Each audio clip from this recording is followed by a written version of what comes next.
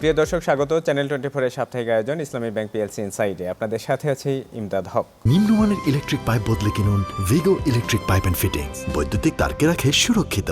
গেল 1.5 দশক ধরে ব্যাংকিং খাত নিয়ে প্রচুর আলোচনা সমালোচনা। ব্যাংক খাত থেকে প্রচুর পরিমাণে টাকা দেশের বাইরে চলে গেছে, বিপুল পরিমাণ অর্থ খেলাপি হয়ে গেছে। এমন অবস্থায় কেমন চলছে দেশের ব্যাংকিং খাত, যেখানে নতুন করে আলোচনা চলছে বন্ধ হয়ে যাওয়া প্রতিষ্ঠানগুলোকে প্রায় 40,000 কোটি টাকার মতো ঋণ দেওয়া হবে এই ব্যাংক থেকে। সার্বিক বিষয় নিয়ে কথা বলবো। আজ আমাদের সাথে উপস্থিত রয়েছেন বেসরকারি খাতের সিটিজেন্স ব্যাংকের ব্যবস্থাপনা পরিচালক আলমগীর হাসান। স্বাগত আপনাকে আমাদের এই অনুষ্ঠানে। বন্ধ হয়ে যাওয়া প্রতিষ্ঠানকে 40,000 কোটি টাকার মতো ঋণ দেওয়ার একটা উদ্যোগ গ্রহণ করেছে সরকার।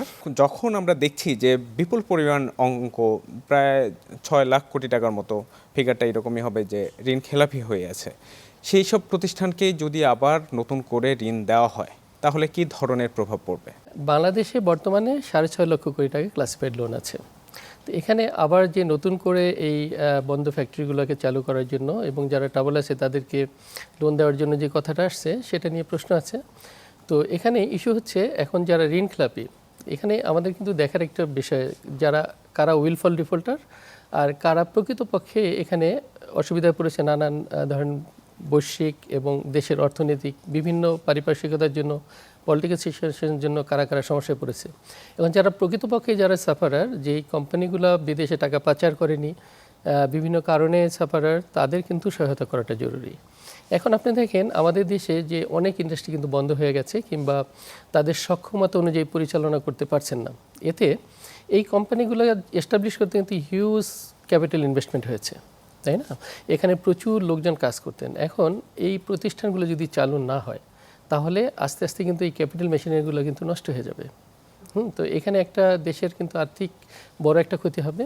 যেই এমপ্লয়িরা এখানে কাজ করেন তাদের চাকরি চলে যাবে, এখানে কিন্তু একটা আনএমপ্লয়মেন্টের একটা ইস্যু আসবে। হ্যাঁ, তো এটা কিন্তু দেশের আর্থিক খাতকে আরও চাপে ফেলে দেবে। এখানে যারা ধরেন উইলফল ডিফল্টার, যারা টাকা পাচার করেছে, তাদেরকে ডেফিনেটলি কোনো লোন দেওয়া উচিত হবে না। কিন্তু যারা প্রকৃতপক্ষেই সাফার করেছেন বিভিন্ন কারণে, যাদের সদিচ্ছা আছে, তাদের যদি লোন দেওয়া হয় এবং তাদের যদি সদিচ্ছা থাকে এবং আমরা ব্যাংকাররা যদি এটা প্রপারলি মনিটর করে কাজটা করতে পারি, তাহলে ডেফিনেটলি এটা এই যে সরকারের যে নতুন উদ্যোগ যেটা নিয়ে আলাপ আলোচনা হচ্ছে, সেটা কিন্তু দেশের ইকোনমির জন্য, এই খাতের জন্য এবং ইন্ডাস্ট্রির জন্য কিন্তু ভালোই হবে আমার মনে হয়। নতুন কর্মসংস্থানের উদ্যোগের কথা যদি বলি, তাহলে নতুন উদ্যোগ যেসব স্টার্টআপ যারা ব্যবসায় নতুন করে বিনিয়োগ নিয়ে আসছেন, ব্যাংক থেকে একটু সাপোর্ট পেলে নতুন উদ্যোগকে তারা সফল করতে পারবেন, তাদেরকে বেছে নিচ্ছি না কেন? দেখেন, এই ক্ষেত্রে কিন্তু ব্যাংকিং সেক্টর একটা ভালো একটা যুগান্তকারী পদক্ষেপ হয়েছে। স্টার্টআপ কোম্পানিগুলোকে সাপোর্ট করার জন্য নতুন একটা কিন্তু কোম্পানি হয়েছে, যেখানে মেজর স্টেক হোল্ডার হচ্ছে ব্যাংকগুলো। তো বাংলাদেশের প্রায় মেজরিটি % ব্যাংক মিলে কিন্তু একটা নতুন কোম্পানি গঠন করছে।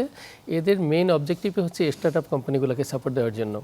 তো এছাড়া আমরা যারা ওইটার কথা যদি বাদে দেন, যারা আমরা এক্সিস্টিং ব্যাংক আছি, আমরা কিন্তু স্টার্টআপ কোম্পানিগুলোকে সাপোর্ট দিচ্ছি। স্টার্টআপ কোম্পানিগুলোর কিন্তু প্রথম দিকে সাধারণত তারা এসএমই সেক্টরে ফাইন্যান্সিং করে, তাদের ক্যাপিটাল ইনভেস্টমেন্টটা কম থাকে, অনেকে ট্রেডিং করছেন, অনেকে ছোট ছোট কোম্পানি করছেন। এখানে কিন্তু আমরা ব্যাংকাররা কিন্তু অলরেডি কিন্তু সাপোর্ট দিচ্ছি। আপনি যেটা বলছেন যে এই সেক্টরকে ফাইন্যান্স করার জন্য নতুন স্টার্টআপ কোম্পানিগুলোতে স্পেসিফিক কোনো কোম্পানি আগে ছিল না, যেটা এখন হলো। ডেফিনেটলি এটা থেকে আমাদের স্টার্টআপ কোম্পানি, যারা নতুন উদ্যোক্তা, যারা লেখাপড়া শেষ করে ইউনিভার্সিটি থেকে বেরিয়েছে, তাদের জন্য একটা কিন্তু ভালো একটা উদ্যোগ। আর সবগুলো ব্যাংকেই কিন্তু সবারই কিন্তু এখন একটা অবজেক্টিভ আছে যে নতুন উদ্যোক্তা তৈরি করা এবং ছোট ছোট কোম্পানিকে সাপোর্ট দেওয়া। এক্ষেত্রে কিন্তু অনেক কাজ হচ্ছে এবং ভবিষ্যতে এটা আরও এগিয়ে যাবে। গেল 15 বছরে দেশের ব্যাংকিং খাতে যদি ঋণ খেলাপি নিয়ে কথা বলি, তাহলে দেখব যে বিপুল একটা অঙ্ক খেলাপি হয়ে আছে। অন্তর্বর্তী সরকারের আগ পর্যন্ত এই সংখ্যাটা ধামা চাপা দিয়ে রাখা হয়েছিল। যখন অন্তর্বর্তী সরকার হিসেবটা প্রকাশ করলো, দেখলাম যে বিপুল অঙ্ক হয়ে গেছে ঋণ খেলাপি। তো এই সংখ্যা ধামা চাপা দিয়ে রাখার ক্ষেত্রে ব্যাংকগুলোর কি দায়বদ্ধতা ছিল না? সবচেয়ে বড় দিক হচ্ছে পলিটিক্যাল কিন্তু একটা কমিটমেন্ট। হ্যাঁ, তারপর যারা আমরা স্টেক হোল্ডার্স আছি, স্টেক হোল্ডারদের সবারই কিন্তু দায়িত্ব আছে। শুধুমাত্র ব্যাংককে যদি আপনি দায় দিতে চান, শুধু ব্যাংকাররা কিন্তু চাইলে এটা পারবে না। এটার জন্য স্টেক হোল্ডারদের সবাইকে এগিয়ে আসতে হবে, ওই রকম ফিল্ডটা তৈরি করতে হবে এবং সবাইকে কিন্তু স্বাধীনতা দিতে হবে, যাতে করে ব্যাংকাররাও কাজ করতে পারে, একই সাথে যারা স্টেক হোল্ডার আছেন তারাও যাতে এই জিনিসটা ভালোভাবে দেখেন। আওয়ামী সরকারের সময়ে মোটামুটি যে ব্যাংক খাতে ধস সেটা হয়েছে, সেই সময়ের অর্থমন্ত্রী কিন্তু বলেছেন যে যারা ঋণ খেলাপি তাদেরকে ধরা হচ্ছে। অন্তর্বর্তী সরকারের সময়ে এই উদ্যোগ আমরা দেখেছি, বর্তমান সরকারের সময়ে এসেও তো অর্থমন্ত্রী বলছেন তাদের ধরা হবে। আসলে বাস্তবতা কি? যারা ঋণ খেলাপি তাদের বিরুদ্ধে কিন্তু ব্যাংকগুলা অনেক স্ট্রিনজেন্ট পলিসি নিয়েছে। আমরা মানি লোন কোর্টে মামলা করেছি, এনআই অ্যাক্টে মামলা করেছি, তারপর আপনার ট্রাভেল ব্যান থেকে শুরু করে অনেক নতুন নতুন পদক্ষেপ কিন্তু আমরা নিয়েছি। ব্যাংকগুলো কিন্তু এগিয়ে এসছে যে যারা প্রকৃতপক্ষে টাকা পাচার করে দিয়েছে, ফান্ড ডাইভার্ট করছে, তাদের বিরুদ্ধে কাজ করছে। এই ক্ষেত্রে আগে তো সবসময় আমি আগে বলেছি যে একটা মানে সব স্টেক হোল্ডারদের একটা কমিটমেন্ট লাগবে যদি এই সংস্কৃতি থেকে আমরা বেরিয়ে যেতে চাই। তবে ভালো দিক হচ্ছে গত 2-1 বছর কিন্তু এই ক্ষেত্রে খুব ভালো কাজ করেছে। ব্যাংকগুলো ইন্ডিপেন্ডেন্টলি কাজ করতে পেরেছে। আমরা অনেক কাজ করেছি, সবগুলো ব্যাংকেই কাজ করেছে আর কি। ভবিষ্যতে যদি এই গতিটা ঠিক থাকে এবং এই ধারাটা বজায় থাকে যে আমরা ইন্ডিপেন্ডেন্টলি যদি সবাই মিলে কাজ করতে পারি, তাহলে হয়তো এই ঋণ খেলাপির যে সংস্কৃতি আছে এখান থেকে আমরা বেরিয়ে আসতে পারবো। অর্থনীতিবিদরা বলেন যে আমাদের দেশের আয়তন সামগ্রিক অর্থনীতির আকারের সাথে তুলনা করলে এতগুলো ব্যাংক না হলেও চলতো। কি মনে করেন? আমি একটু ভিন্নভাবে চিন্তা করি। এর আগেও একটা টেলিভিশন চ্যানেলে আমাকে একই প্রশ্ন করেছিল। তো আমি যেটা দেখি যে ব্যাংক বেশি হলে কিন্তু কোনো সমস্যা নাই। আমাদের দেশে দেখেন বিপুল জনসংখ্যা, তাই না? অনেক দেশ দেখবেন বড় বড় দেশ মানুষের সংখ্যা কম, উদ্যোক্তা কম। একসময় বাংলাদেশে মাত্র সরকারি কয়েকটা ব্যাংক ছিল, তখন দেখতেন যে মানুষের ব্যাংকিং সেভাবে তো কত সমস্যা ছিল। এখন কিন্তু ব্যাংক মানুষের দ্বারে দ্বারে পৌঁছে গেছে। আপনি বাংলাদেশের এমন কোনো গ্রাম পাবেন না এখন যেখানে ব্যাংকিং সেবাটা নেই। তো এটা সম্ভব হয়েছে এতগুলো ব্যাংকের জন্যই। এখন দেখেন ব্যাংকের সংখ্যা বেশি হয়, প্রত্যেকটা ব্যাংক নতুন নতুন সার্ভিস প্রোডাক্ট নিয়ে আসছে, তারা নতুন নতুন ইনোভেশন নিয়ে আসছে এবং ব্যাংকের লোকগুলো কিন্তু প্রত্যেকটা গ্রামে গ্রামে যাচ্ছে। তো এই যে ধরেন ব্যাংকিং সেবাটা সহজ করে দেয়া, আগে আপনার মহাজনী প্রথা ছিল, দেখেন গ্রামে সুদী প্রথা ছিল, সেটা কিন্তু অনেকটা কমে গেছে। ব্যাংকের সংখ্যা মানে আপনার যেটা আছে সেটা আমার মনে হয় ইকোনমিক সাইজের তুলনায় ভালোই আছে এবং কম্পিটিশন বেশি হয় কিন্তু কাস্টমার বেটার সার্ভিস পাচ্ছে। এখানে যেটা দেখার বিষয় সেটা হচ্ছে ব্যাংকগুলো যাতে করে প্রপারলি সার্ভিসটা দেয়, তাদের যে অবজেক্টিভটা ভিশন মিশন থাকে সেটা যেন তারা ইমপ্লিমেন্ট করতে পারে আর কি। গত সরকারের আমলে আমরা দেখলাম যে ব্যাপকভাবে কয়েকটি ব্যাংকের সংখ্যা বাড়ানো হলো, সেই ব্যাংকগুলাই পরবর্তীতে কলাপস করলো, যেখানে গ্রাহকদের বড় একটা আস্থা তৈরি হয়েছে। এমন অবস্থায় নতুন ব্যাংকের প্রতি সাধারণ বিনিয়োগকারী যারা আমানতকারী তাদের আস্থা কতটুকু ধরে রাখতে পারবেন তারা? আপনি যদি এখন বাংলাদেশের ব্যাংকিংয়ের চিত্র দেখেন যে ফার্স্ট জেনারেশন সেকেন্ড জেনারেশনের ব্যাংকের অনেক ব্যাংকই কিন্তু সমস্যার মধ্যে আছে। নট লাইকলি যে নতুন ব্যাংকগুলোই সমস্যার মধ্যে আছে। আপনি যদি দেখেন যে নতুন ব্যাংকগুলোও কিন্তু অনেকগুলো ব্যাংক ভালো আছে, যাদের ফান্ডামেন্টালস অনেক ভালো, আবার অনেক পুরনো ব্যাংকের অবস্থাই কিন্তু খারাপ। তো এখন আপনারা দেখেন এই ডিজিটাইজেশনের যুগ, এখানে ফ্রি ফ্লো অফ ইনফরমেশন, মানুষজন কিন্তু এখন অনেক ইনফরমেশন সহজেই পাচ্ছে, তাই না? যদি আমরা যদি ব্যাংকিং সেক্টর যদি আমরা আমাদের সঠিক কাজটা করতে পারি, আর মানুষজন যদি দেখেন এখন কোন ব্যাংকের ফাইন্যান্সিয়ালসের অবস্থা কেমন, ব্যালেন্স শিটগুলো সব ব্যাংক পাবলিশ করে, তারপর বিভিন্ন মিডিয়াতে প্রতিনিয়ত কিন্তু দেখেন ব্যাংকিং সেক্টর হেলথ সম্পর্কে যাচ্ছে, কোন ব্যাংক কেমন করছে, এই আপনার কিন্তু তথ্যগুলো তারা পাচ্ছে। তারা যদি যারা ডিপোজিটর তারা যদি এদিকে একটু চোখ রাখে যে কোন ব্যাংক ভালো করছে খারাপ করছে, ওনারা কিন্তু সহজেই বুঝতে পারবে। তারপর এখন কিন্তু আপনার মিডিয়াগুলো যেভাবে সচেতন, প্রত্যেকটা ব্যাংকেই যেখানেই কোনো খারাপ কিছু হচ্ছে তারা কিন্তু এটা বলে দিচ্ছে, প্রতিনিয়ত মিডিয়াতে আসতেছে। এখন মনে হয় না যে আগের মতো আর ওইভাবে অ্যাব্রাপ্টলি মানে ব্যাংকিং সেক্টরকে খারাপ করার মতো অবস্থা আসবে। এটা যদি আমরা ধরে রাখতে পারি তাহলে পাবলিক কনফিডেন্স আমরা আবার ফিরিয়ে আনতে পারবো। আর্থিক ভঙ্গুর অবস্থার উপর ভর করে ব্যাংক মার্জারের উদ্যোগ নিয়েছে সরকার, যেখানে গ্রাহকদের আস্থা ফেরানোই মূল লক্ষ্য। সরকার মার্জারের যে উদ্যোগ নিয়েছে এটাতে সুফল কি? আমানতকারীরা কতটুকু আস্থা রাখতে পারবেন এমন উদ্যোগে? এটাতে এখন মার্জার হয়ে একটা জিনিস কমপক্ষে হয়েছে, যেটা এখন যারা ডিপোজিটর তারা দেরিতে হলেও টাকাটা পাবেন, এটা নিশ্চয়তাটা কিন্তু আছে। যদি মার্জারটা না হতো, যদি ব্যাঙ্কগুলো এভাবেই চলতো, একটা সময় গিয়ে কিন্তু ব্যাঙ্কগুলোর একদমই সক্ষমতা থাকতো না, তখন কিন্তু ওনারা টাকাটা পেতে নেই না। তো এখন যেটা একটা শর্ট টার্ম সমস্যাটা হয়েছে, মানুষজন টাকাটা এখনই চাচ্ছেন ফিরে, কিন্তু আসলে এটা তো দেখতে হবে যে এই ব্যাঙ্কগুলো যদি মার্জার না হতো তাহলে হয়তো লং টার্ম ওনারা কিছুই পেতেন না। এখন ওনারা টাকা পাবেন কিন্তু হয়তো একটু সময় লাগবে, কিন্তু আমার মনে হয় মার্জার হয় কিন্তু যারা ডিপোজিটর তারা কিন্তু বেঁচে গেছেন, তাদের জন্য এটা উপকারী হয়েছে। কিন্তু এরকম কথা তো আমরা শুনছি যে লোকজন নগদ টাকা ব্যাংকে রাখছেন না, অন্য কোথাও বিনিয়োগ করছেন অথবা ক্যাশ টাকা হাতে রেখে দিচ্ছেন। এটা কি তারল্যের সংকট নাকি আস্থার সংকট? বর্তমানে তো ব্যাংকিং সেক্টর নিয়ে আস্থার কিছুটা সংকট আছেই, এটা সত্যি কথা। আর আপনি তারল্যের সংকটের কথা যেটা বললেন, সব ব্যাংকে কিন্তু তারল্যের সংকট নেই। অনেক ব্যাংক কিন্তু খুব ভালো আছে, যে যাদের যে ব্যাংকগুলোর ফান্ডামেন্টালস ভালো, মানুষজন কিন্তু বুঝে এখন, তাই না? তাদের বললাম ফাইন্যান্সিয়ালস দেখে, বিভিন্ন ডাটা দেখে, তারপর বিভিন্ন ইনফরমেশন মিডিয়া থেকে নিয়ে যে ব্যাঙ্কগুলো ভালো তাদের ওই ব্যাঙ্কগুলোতে কিন্তু প্রচুর ডিপোজিট বাড়তেছে, সেখানে তাহলে কোনো সংকট নেই। যেই সব ব্যাঙ্কগুলোতে সমস্যা আছে সেই ব্যাঙ্কগুলোতেই মূলত এই সমস্যা হচ্ছে। তো এটা খুবই ন্যাচারাল। ওভারঅল ভালো ব্যাঙ্কগুলো কিন্তু ভালো আছে, যাদের ফান্ডামেন্টালস ভালো।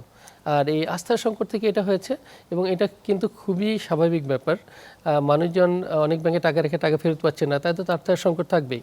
এখন আমাদের ব্যাংকারদের দায়িত্ব হচ্ছে এই আস্থার জায়গাটাকে আবার পুনর্নির্মাণ করা, তাই না? বর্তমানে যদি আমরা আমদানি রপ্তানি বাণিজ্যের দিকে দেখি, তাহলে ডলারের যে মূল্য বর্তমান বাজার ব্যবস্থায়, সেটা কি সংগতিপূর্ণ? একটা অভিযোগ ছিল যে ডলার সংকটের কারণে আমাদের ব্যবসায়ীরা বিদেশি রপ্তানি কার্যক্রম, আমদানি কার্যক্রমে বাধা ফেস করছেন। সেই অবস্থা থেকে আমরা ঘুরে এলাম। আপনি দেখেন বর্তমানে কিন্তু মার্কেটে ডলার কোনো সংকট নেই। বর্তমানে আমরা যে দেখছি যে এখন কিন্তু সিঙ্গেল ইনসিডেন্টও নাই যে আমরা আমদানি দায় মেটাতে পারছি না কিংবা ডিলে হচ্ছে। আপনি যদি এখন দেখেন ডলার মার্কেট খুবই স্টেবল আছে। আর আপনি যে রেটের কথা বলছেন, এটা কিন্তু ফ্রি মার্কেটে কিন্তু কম্পিটিটিভ অবস্থায়, যে আপনি ফ্রি মার্কেটে আপনার ডিমান্ড সাপ্লাইয়ের উপর ডিপেন্ড করে রেট হবে। তো এখন কিন্তু ডলার রেটে কিন্তু খুব বেশি ওঠানামা হচ্ছে না, মোটামুটি স্টেবল আছে। আর ডলারের বর্তমানে কোনো সংকট নেই, আমদানিতেও কোনো সমস্যা নেই। এখন আমার মনে হয় যে ফরেন এক্সচেঞ্জ মার্কেটটা স্টেবল আছে। আইএমএফ যে নির্দেশনা বাংলাদেশ ব্যাংকে দিয়েছে সরকারের প্রতি, আইএমএফের যে নির্দেশনা, সেই অবস্থায় চলছে যে ডলারের দর বাজারের উপর ছেড়ে দেওয়া, এটা আমাদের অর্থনীতির জন্য কতটুকু সংগতিপূর্ণ? আসলে ডলারের দর বাজারের উপরে ছেড়ে দেওয়াটাই উচিত। কারণ হচ্ছে আপনার ডিমান্ড সাপ্লাইয়ের উপর ডিপেন্ড করে কিন্তু এখানে প্রাইসটা নির্ধারিত হবে। এটাই হলো ফ্রি ইকোনমির একটা পথ। সারা পৃথিবীভাবে চলে, আমাদের ইকোনমিতে কিন্তু এখন কিন্তু বাংলাদেশে তাই হচ্ছে। আপনি দেখেন ডলারে কিন্তু এখন খুব একটা ভোলাটিলিটি নাই, ডলার কিন্তু অ্যাভেলেবেল। আমাদের আমদানি দায় মেটাতে কোনো সমস্যা হচ্ছে না, আপনার রেমিটেন্সের প্রভাবও ভালো। তো সব মিলিয়ে কিন্তু এই ফ্রি ইকোনমির মতো ডলার এখন কিন্তু ফ্রিলি যেভাবে ছেড়ে দেওয়া হয়েছে, এটাই ভালো একটা পদক্ষেপ হয়েছে। এতে আমার মনে হয় যে মার্কেটটা স্টেবল হয়েছে এবং লং টার্মে আমাদের রিস্কটা কমে গেছে। এবং আইএমএফ যেটা বলেছে, সেন্ট্রাল ব্যাংকও এটা ইমপ্লিমেন্ট করেছে, এটা আমাদের দেশের ওভারঅল ইকোনমির জন্য ভালোই হয়েছে। আইএমএফ অনেকগুলো নির্দেশনা দিল, সরকার নানা উদ্যোগ নিল, এরপরে আমরা আবার দেখছি যে রাজনৈতিক হস্তক্ষেপ, যেটা বেসরকারি খাতের ব্যাংকে, সরকারি খাতের ব্যাংকেও নানা দিক থেকে হস্তক্ষেপ করা হচ্ছে। চেয়ারম্যান নিয়োগ, ব্যবস্থাপনা পরিচালক নিয়োগের ক্ষেত্রে এই ধারা যদি চলতে থাকে, তাহলে ব্যাংকিং খাত এই চাপটা কিভাবে সামলাতে পারে? ফাইন্যান্সিয়াল সেক্টরকে যদি গ্রো করাতে হয়, দেশের ইকোনমিকে স্টেবল করতে হয় এবং যদি আমাদের ফিউচার ডেভেলপমেন্টের জন্য যেতে হয়, তাহলে আমাদের এই সুশাসন প্রত্যেকটা যার যে দায়িত্ব আছে সেই জায়গা থেকে কিন্তু দায়িত্বটা পালন করতে হবে। এখানে কোনো একটা জায়গায় যদি ব্যর্থ হয় তাহলে কিন্তু সমস্যা হবে। এটা লাইক এ চেনের একটা জায়গায় যদি ব্রেক হয় তাহলে কিন্তু সমস্যা তৈরি হবে। আমাদের সবাই মিলে যদি আমরা এটাকে সুশাসনটাকে সঠিকভাবে রাখতে পারি এবং সঠিকভাবে ইকোনমিকে চালাতে পারি, তাহলে কিন্তু দেশের উন্নয়নটা সঠিক মতো হবে, ইকোনমি স্টেবল হবে এবং বৈশ্বিকভাবেও কিন্তু আমাদের ভাবমূর্তি আর উজ্জ্বল হবে। বাজার ব্যবস্থায় বিদ্যমান অর্থনীতিতে যদি গ্রাম পর্যায়েও দেখি, তাহলে নতুন উদ্যোক্তারা সহজে ব্যাংক ঋণ পাচ্ছেন না। এসএমই খাতের উদ্যোক্তারা প্রায় এই অভিযোগ করেন। এই অভিযোগ কিভাবে খণ্ডাবেন? কথাটা আমার মনে হয় সঠিক নয়। কারণ হচ্ছে এখন বেশিরভাগ ব্যাংকেরই কিন্তু যারা ভালো আছে, ফাইন্যান্সিয়ালি স্ট্রং, তাদের সবার একটা অবজেক্টিভ কিন্তু হচ্ছে রিটেল এবং এসএমই সেক্টরকে গুরুত্ব দেওয়া। যেমন আমাদের ব্যাংকের কথা যদি বলেন, আমাদের সিটিজেন ব্যাংকে আমাদের মেইন অবজেক্টিভ হচ্ছে যে আমাদের এসএমই সেক্টরকে প্রমোট করা এবং রিটেল ব্যাংকে প্রমোট করা।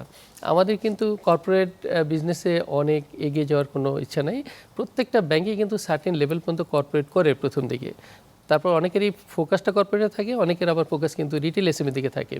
এখন আমরা সব ব্যাংকাররা কিন্তু বুঝেছি যে ব্যাংকে যদি সঠিকভাবে পরিচালিত করতে হয়, ব্যাংকের যে লং টার্ম সাস্টেনেবল গ্রোথের জন্য এবং হেলথের জন্য কিন্তু আমাদের এসএমই এবং রিটেল সেক্টরে ফোকাস করতে হবে। আমরাও সিটিজেন ব্যাংকের আমাদের মেইন অবজেক্টিভ হচ্ছে রিটেল এসএমইকে ফোকাস করা, গ্রামীণ আর্থিক উন্নয়নের জন্য কাজ করা। আর আপনি বলছেন এসএমই সাপোর্ট পাচ্ছে না, এই কথাটা বোধহয় হয়তো আংশিক সত্য হতে পারে কোনো ক্ষেত্রে, কিন্তু প্রত্যেকটা ব্যাংকিং কিন্তু এখন এসএমইকে সাপোর্ট করার জন্য রেডি আছে। এখানে সমস্যা যেটা হলো, এসএমই ফাইন্যান্সিংয়ের জন্য কিছু প্ল্যাটফর্ম দরকার হয়, ওইখানে আপনার রিকভারি মডিউল দরকার হয়, ওইখানে কিছু অতিরিক্ত লোকের ডিপ্লয়মেন্ট দরকার হয়, supervise credit, highly supervise credit, ওইখানে হয়তো কারো ধরনের সক্ষমতা কম আছে, এই জন্য হয়তো এখানে কনসেন্ট্রেট করতে পারছে না। কিন্তু এসএমইতে আমার মনে হয় এসএমইর যারা আছেন উদ্যোক্তা, তারা ভালো সাপোর্টই পাচ্ছেন। যারা নারী উদ্যোক্তা, তাদের ক্ষেত্রে ব্যাংকিং খাত থেকে আপনার অভিজ্ঞতার আলোকে অগ্রযাত্রাটা কেমন দেখছেন? আমাদের সেন্ট্রাল ব্যাংক কিন্তু মহিলা উদ্যোক্তাদের জন্য অনেক কিন্তু প্রমোশনাল অ্যাক্টিভিটি ছেড়েছেন। যেমন এখন নারী উদ্যোক্তাদের জন্য কিন্তু 5% 5% ইন্টারেস্ট রেটে কিন্তু আমরা লোন দিচ্ছি, তাদের কিন্তু সহজ শর্তে আমরা লোন দিচ্ছি, আমরা কিন্তু প্রমোট করছি। তো ব্যাঙ্কগুলোকেও কিন্তু সেন্ট্রাল ব্যাংক একটা গাইডলাইন দিয়েছে, এখানে রিফাইন্যান্স স্কিম চালু করেছে, সেন্ট্রাল ব্যাংকও চায়, আমরা কিন্তু এগিয়ে আসছি। এখন যদি নারী উদ্যোক্তারা যারা ইউনিভার্সিটি থেকে লেখাপড়া করে আসছে, কলেজ থেকে লেখাপড়া করে আসছে, ওনারা এগিয়ে আসলে কিন্তু আমার মনে হয় একজন পুরুষ উদ্যোক্তা থেকে নারী উদ্যোক্তা অনেক সহজে লোন পাবেন। এখন কাজ হচ্ছে ওনারা এগিয়ে আসা, ওনারা এগিয়ে আসলে আমরা রেডি আছি ওনাদেরকে সাপোর্ট করার জন্য।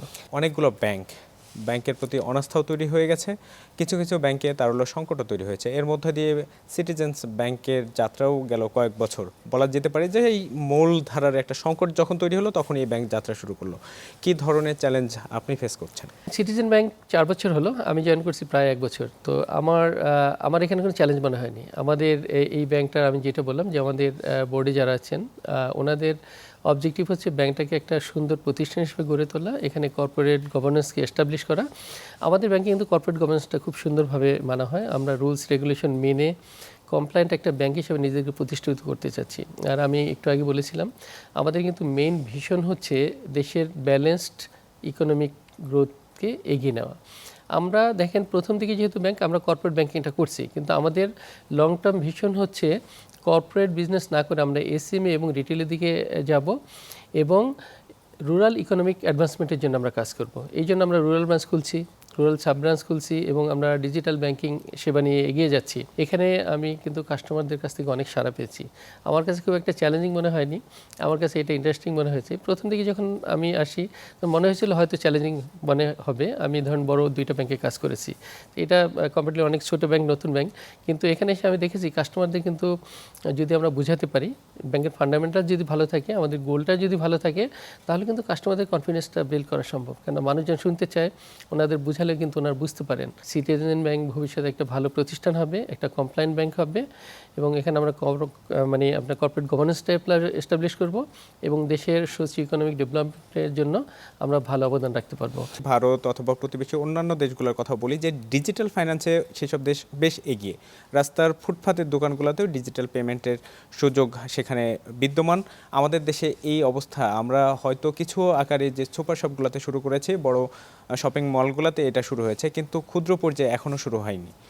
এক্ষেত্রে প্রতিবন্ধকতা কি আমাদের লোকজন কিন্তু গ্রামের ওই টেকনোলজির অতটা ভালো বুঝে না, কিন্তু এখন কিন্তু অ্যাডভান্সমেন্ট হচ্ছে। আপনি গ্রামাঞ্চলে গেলে দেখবেন যে এখন সবাই টেকনোলজিটাকে বুঝে, এখন সবার হাতে কিন্তু আপনার স্মার্টফোন আছে। এটা কিন্তু একটা বড় একটা সম্ভাবনার দ্বার খুলে দিয়েছে স্মার্টফোন।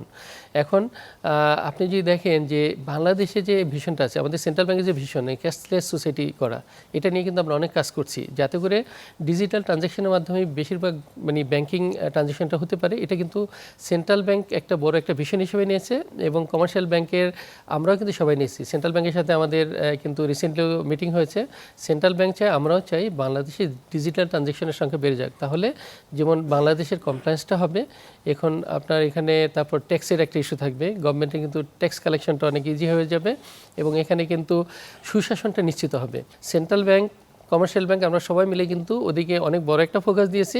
সামনে এটা অবশ্যই ভালো আপনারা একটা রেজাল্ট দেখতে পাবেন। সরকারি বেসরকারি উদ্যোগের মধ্য দিয়ে ব্যাংকিং খাতে সুশাসন ফিরে আসুক, সাধারণ মানুষের আস্থা ফিরে আসুক এই খাতে।